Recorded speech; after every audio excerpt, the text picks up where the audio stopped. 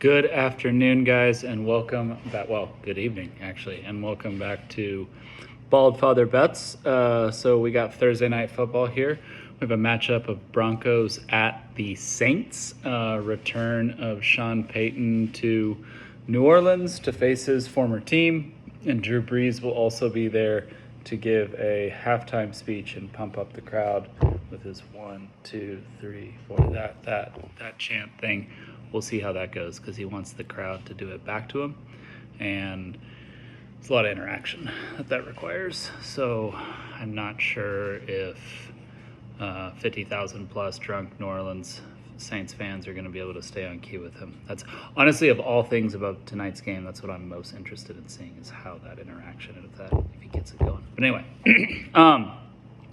so quick recap of Monday Night Football, where we had the Jets and we lost 3 units. Definitely a big believer in, at the end of the game, I look more in terms of my obviously record keeping. It's whether you won or you lost, but in terms of looking future, I always kind of look on, were we on the right side or were we on the wrong side? And sometimes you win a bet and you're on the wrong side, and sometimes you lose a bet and you're on the right side. And we lost a bet and we're on the right side for sure. It's too bad Zerline. Just both off the left, upright. If those go in, Jets have a 6-point lead, which means the Bills then have to get a touchdown when they drive down the field rather than kick a field goal. So either way, we would win because we had the plus 2.5.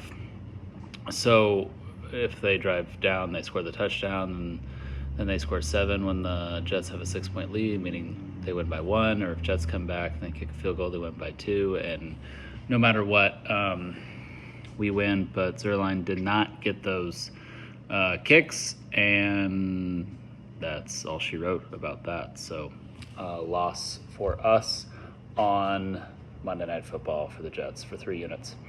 Still having a really positive year. Not going to sweat a single game 3-unit loss, but still having a really positive year. Just too bad that one did not go our way. So tonight we have Thursday Night Football. Leaned a couple different ways here to start. I think it's a big spot in terms of New Orleans being at home, standalone primetime game. I actually kind of liked what I saw at Rattler the previous week. That game was very competitive at halftime. Coming out of halftime, they just didn't put anything together coming out of the half, and Tampa Bay looked like the greatest offense ever in the second half of that game. New Orleans has a ton of injuries, though. People kind of maybe have in their minds that Denver got blown out last week by the Chargers, and they did. They were down 23-0, but they lost the game 23-16, and Bo Nix put together quite a few impressive drives there in the second half and really started to build something. He has been one of the more impressive rookie quarterbacks. This entire rookie quarterback class has been impressive, but it's in another year where he wasn't being overshadowed by, say, what Jaden Daniels is doing or Caleb Williams. More people would be focusing and kind of centering some rookie attention around Bo Nix. It's just not happening right now because all the rookies are playing so well. Like Denver's defense, obviously everyone likes Denver's defense, and Patrick Surtain and that ability to shut down the opposing wide receivers. And speaking of that, New Orleans very hampered in that regard with Chris Olave being out tonight. He has been the best receiver on that team since he was drafted, and he will not be playing tonight. That's a big miss for that team. Also, I think that the motivation factor here for Sean Payton is going to be big. I'm sure it'll be an unspoken thing for Denver. The Denver players know how much this one means to them. They'll give an extra effort for it. Won't say anything about it till after the game, but obviously this is a big one for him. And coaching matchup wise, he knows Dennis Allen very well. Dennis Allen knows him very well.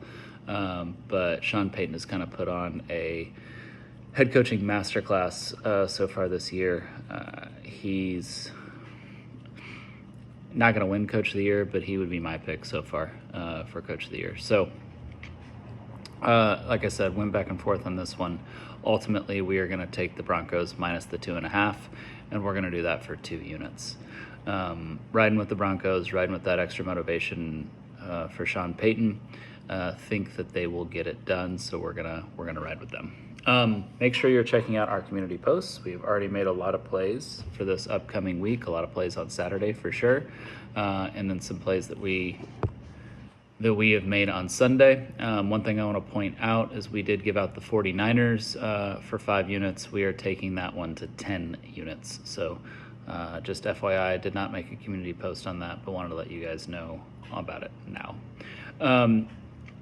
We'll make a video for you Saturday morning. I am going to the Texas-Georgia game. Welcome. So we'll be in Austin. We'll make a video for you from the hotel in Austin. And then Sunday morning as well from the hotel in Austin, where we'll pick every NFL game against the slate.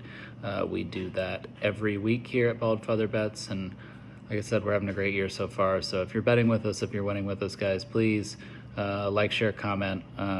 Make sure you're subscribed. Make sure notifications are on.